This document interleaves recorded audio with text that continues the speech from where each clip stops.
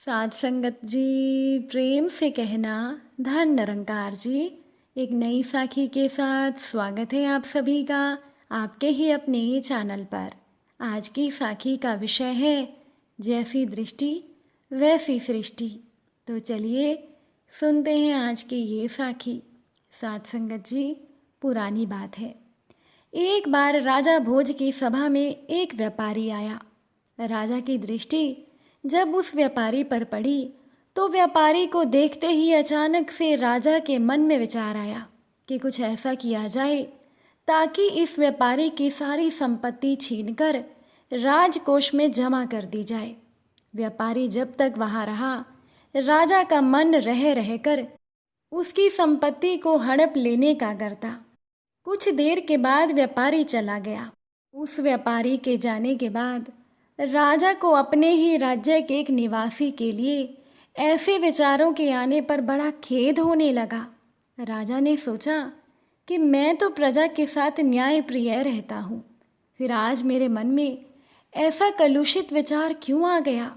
राजा ने अपने मंत्री को सारी बात बताकर समाधान पूछा। मंत्री ने कहा, राजन, इसका जवाब देने के लिए आप मुझे कुछ समय दें। राजा मान गए। अब राजा का मंत्री विलक्षण बुद्धि का था। वह इधर उधर के सोच विचार में समय न खोकर सीधा व्यापारी से मैत्री गांठने पहुंच गया। व्यापारी से मित्रता करने के बाद अब मंत्री ने व्यापारी से पूछा, मित्र, तुम चिंतित क्यों हो? भारी मुनाफे वाले चंदन का व्यापार तुम करते हो, फिर तुम्हें चिंता कैसी? व्यापारी बोला, मेरे पास उत्तम कोटि के चंदन का बड़ा भंडार जमा हो गया है। चंदन से भरी गाड़ियां लेकर मैंने अनेक शहरों के चक्कर लगाए, पर मेरा चंदन नहीं बिक रहा है। मेरा बहुत सारा धन इसमें फंसा पड़ा है। अब इस नुकसान से बचने का मेरे पास कोई उपाय नहीं है। व्यापारी की बातें सुनकर मंत्री ने पूछा, क्या हानि से बचने का कोई उपाय नहीं है? व्यापारी हंसकर बोला, अगर राजा भोज की मृत्यु हो जाए तो उनके दाह संस्कार के लिए मेरा सारा चंदन बिक सकता है, और अब तो मुझे यही अंतिम मार्ग दिखाई दे रहा है। व्यापारी की इस बात से मंत्री को राजा भोज के उस प्रश्न का उत्तर मिल चुका था जो उन्होंने व्यापारी के संदर्भ में पूछा था। मंत्री ने व्यापारी को कहा, तुम आज से प्रतिदिन राजा का भोजन पकाने के लिए 40 सेर चंदन राज रसोई में भेज दिया करो, तुम्हें पैसे उसी समय मिल जाएंगे। व्यापारी ये सुनकर बहुत खुश हुआ। प्रतिदिन और नकद चंदन बिक्री से तो व्यापारी की समस्या ही दूर हो जाने वाली थी। फिर वो व्यापारी मन ही मन राजा के दीर्घायु होने की कामना करने लगा ताकि राजा की रसोई के लिए चंदन लंबे समय तक वो बेचता रहे। अब एक दिन राजा भोज अपनी सभा में बैठे थे। वो व्यापारी राजा के दर्शनों को वहां आया। उसे देखकर राजा के मन में विचार आया कि ये कितना आकर्षक व्यक्ति है, इसे पुरस्कार स्वरूप कुछ अवश्य देना चाहिए। अब राजा ने अपने मंत्री से कहा, ये व्यापारी जब पहली बार यहाँ आया था तो उस दिन मेरे मन में इसके लिए कुछ बुरे भाव आए थे और मैंने तुमसे कुछ प्रश्न किया था। आज इसे देखकर मेरे मन के भाव बदल गए। इसे दूसरी बार देखकर मेरे मन में इतना बदलाव, इतना परिवर्तन कैसे हो गया? मंत्री ने जवाब देते हुए कहा, महाराज, मैं आपके दोनों ही प्रश्नों का जवाब आज दे रहा हूँ। जब ये व्यापारी यहाँ पहली बार आया था तब यह आपकी मृत्यु की कामना रखता था और अब यह आपके लंबे जीवन की कामना करता है। इसीलिए आपके मन में इसके प्रति दो तरह की भावनाओं ने जन्म लिया है। जैसी भावना अपनी होती है वैसा ही प्रतिबिंब दूसरे के मन पर पड़ने लगता है, और ये एक मनोवैज्ञानिक सत्य है। जब हम किसी व्यक्ति का मूल्यांकन कर रहे होते हैं तो उसके मन में उपजते भावों का उस मूल्यांकन पर गहरा प्रभाव पड़ता है। इसीलिए जब भी हम किसी से मिलें तो एक सकारात्मक सोच के साथ ही मिलें ताकि आपके शरीर से सकारात्मक ऊर्जा निकले और वह व्यक्ति उस सकारात्मक ऊर्जा से प्रभावित होकर आसानी से आपके पक्ष में विचार करने के लिए प्रेरित हो सके, क्योंकि जैसी दृष्टि होगी वैसी ही सृष्टि होगी। और ये देखने का नज़रिया केवल हम पर निर्भर करता है। साथ संगत जी, एक बार की बात है कि एक संत अपने शिष्यों के साथ नदी में स्नान कर रहे थे। तभी वहाँ से एक राहगीर गुजरा। महात्मा को नदी में नहाते देख वो व्यक्ति उनसे कुछ पूछने के लिए रुक गया। उसने संत से पूछा, महाराज एक बात बताइए कि यहाँ रहने वाले लोग कैसे हैं, क्योंकि मैं अभी अभी इस जगह पर आया हूँ और नया होने की वजह से मुझे इस जगह के बारे में कोई विशेष जानकारी नहीं है। महात्मा ने उस व्यक्ति से कहा, भाई मैं तुम्हारे सवाल का जवाब बाद में दूंगा, पहले तुम मुझे ये बताओ कि तुम जिस जगह से आए हो वहाँ के लोग कैसे हैं। उस आदमी ने कहा, महाराज उनके बारे में मैं क्या कहूँ, वहाँ तो एक से एक कपटी और दुष्ट लोग रहते हैं, इसीलिए तो उन्हें छोड़कर मैं यहाँ बसेरा करने के लिए आया हूँ। महात्मा ने जवाब दिया, बंधु तुम्हें इस गांव में भी वैसे ही लोग मिलेंगे, कपटी, दुष्ट और बुरे। वो आदमी आगे बढ़ गया। थोड़ी देर के बाद एक और राहगीर उसी मार्ग से गुजरता है और महात्मा को प्रणाम करने के बाद बोला, महात्मा जी मैं इस गांव में नया हूँ, परदेश से आया हूँ और इस ग्राम में बसने की इच्छा रखता हूँ, लेकिन मुझे यहाँ की कोई खास जानकारी नहीं है, इसीलिए क्या आप मुझे बता सकते हैं कि ये जगह कैसी है और यहाँ रहने वाले लोग कैसे हैं। महात्मा ने इस बार भी वही कहा, मैं तुम्हारे सवाल का जवाब तो बाद में दूंगा, लेकिन पहले तुम मुझे ये बताओ कि तुम पहले जहाँ से आए हो वहाँ के लोग कैसे हैं। उस व्यक्ति ने कहा, गुरुजी जहाँ से मैं आया हूँ वहाँ सभी सुलझे हुए और नेक दिल इंसान हैं।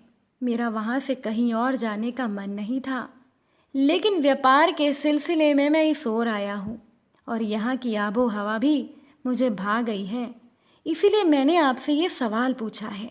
महात्मा ने कहा, बंधु तुम्हें यहाँ भी नेक दिल इंसान और भले इंसान मिलेंगे। वह दूसरा राहगीर भी महात्मा को प्रणाम करके आगे बढ़ गया। अब संत का एक शिष्य उन्हें देख रहा था। उनके जाते ही उसने गुरु से पूछा, गुरुजी ये क्या, आपने दोनों राहगीरों को अलग अलग जवाब दिए, हमें तो कुछ भी समझ में नहीं आया।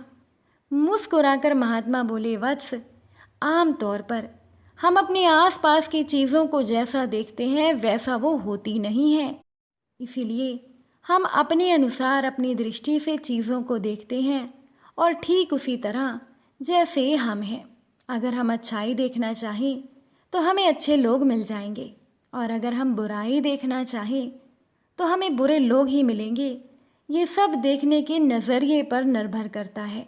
यदि आप दुख पर ध्यान देंगे तो आप हमेशा दुखी रहेंगे, और अगर आप सुख पर ध्यान देंगे तो आप सदा सुखी रहेंगे, क्योंकि जो व्यक्ति जिस पर ज़्यादा चिंतन और मनन करता है वही चीज़ सक्रिय हो जाती है। इसीलिए अपनी सोच को सकारात्मक रखिए।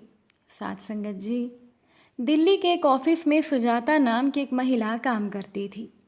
अब सुजाता को अपने द्वारा किए गए काम के अलावा किसी का काम पसंद नहीं आता था। वो अपने ऑफिस के हर सहकर्मी में और उनके द्वारा किए गए काम में कोई न कोई कमी निकाल ही लेती थी।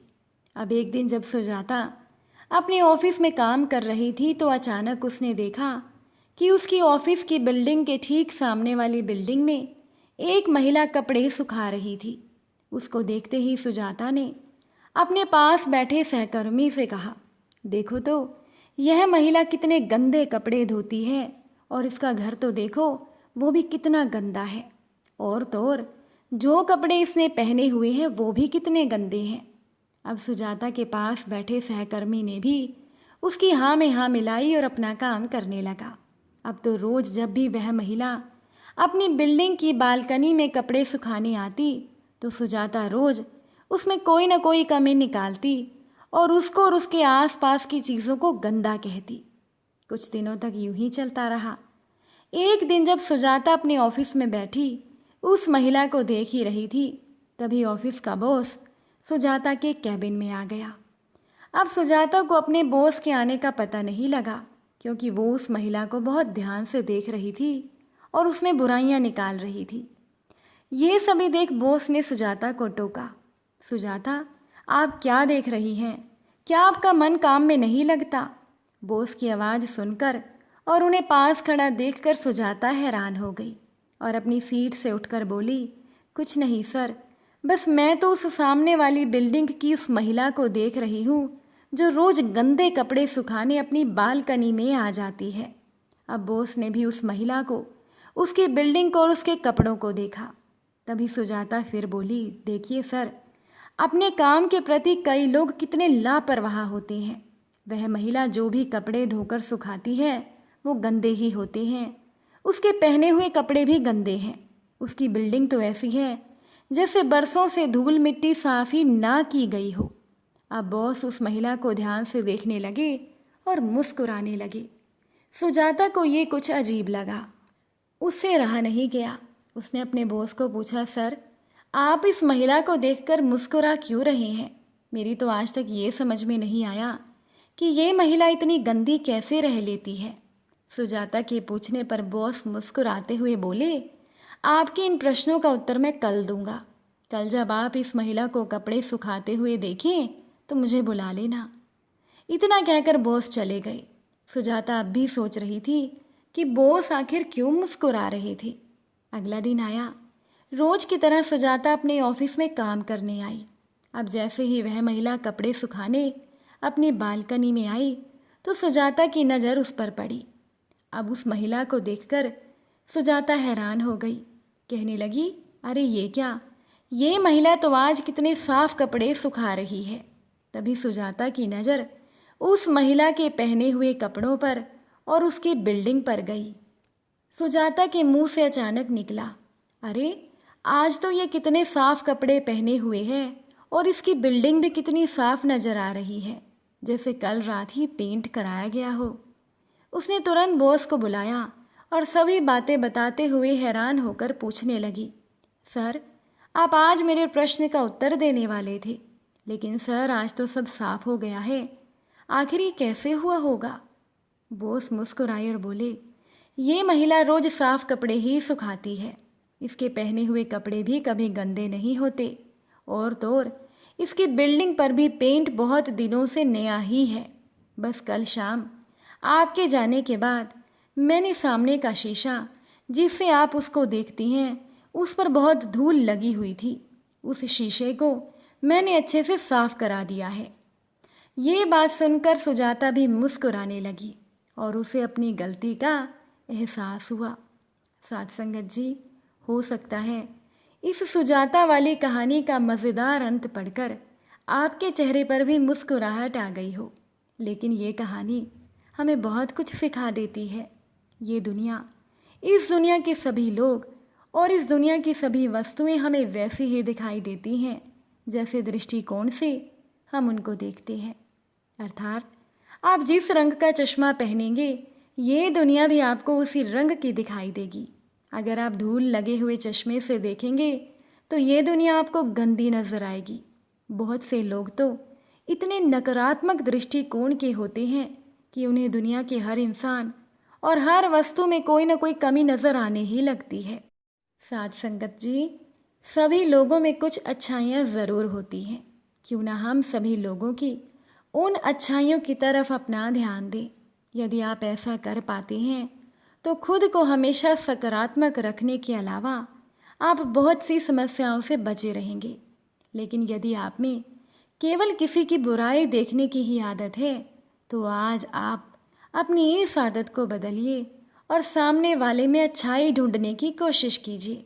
इस बारे में कबीर दास जी ने भी कहा है, बुरा जो देखण मैं चला, बुरा न मिलिया कोई, जो मन खोजा अपना, तो मुझसे बुरा ना कोई। लोगों में अच्छाई ढूंढने का प्रयास कीजिए। यदि किसी में कुछ बुराई नज़र भी आती है तो सबसे पहले आप अपने अंतर्मन में झांक कर देखिए। यदि आपका विचार सकारात्मक होगा तो आपको सब अच्छा नज़र आएगा। साथ संगत जी, आज की ये साखी अगर आप सभी को अच्छी लगी हो तो वीडियो को शेयर ज़रूर कीजिएगा। आप सभी से फिर मुलाकात होगी एक नई साखी और नए विचारों के साथ। साथ संगत जी, प्यार से कहना, धन निरंकार जी।